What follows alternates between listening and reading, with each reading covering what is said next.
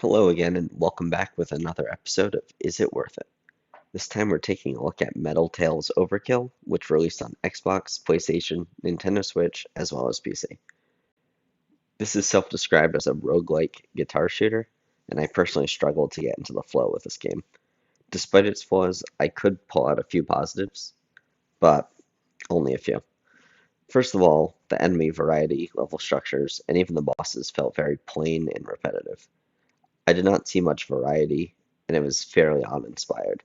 Once you pass that first level, you enter the second level, and it just feels like the same copy and pasted world, just slightly larger. There's only 6 or so levels from what I can tell, so it's not that long of a game. The power-ups were also confusing. I would see them on the map, especially the shop, where you walk up to the item, it doesn't tell you what you're about to pick up, and if you're in the shop, it spends the coins that you had earned. I couldn't tell what the difference in some of the power-ups were, um, which made it so you weren't really leveling up in any meaningful way as you progress through each run. To level up your character for future runs, you need to complete mid-mission objectives that I could only find on the start screen after I started my run.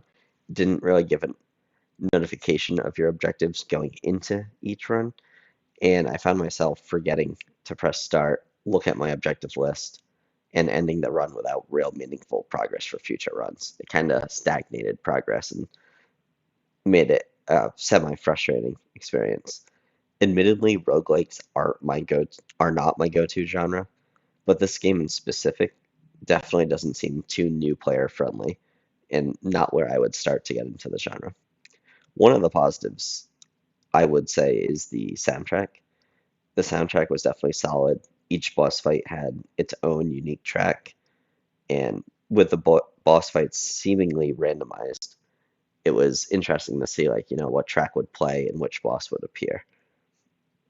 Runs were fairly short, so you can do this in shorter play sessions. It's not something where you're going to drag out one run for, hours worth of play time. I was doing some of my runs, especially earlier on in the game, in 5 to 10 minutes, as I was working towards getting some of these power-ups.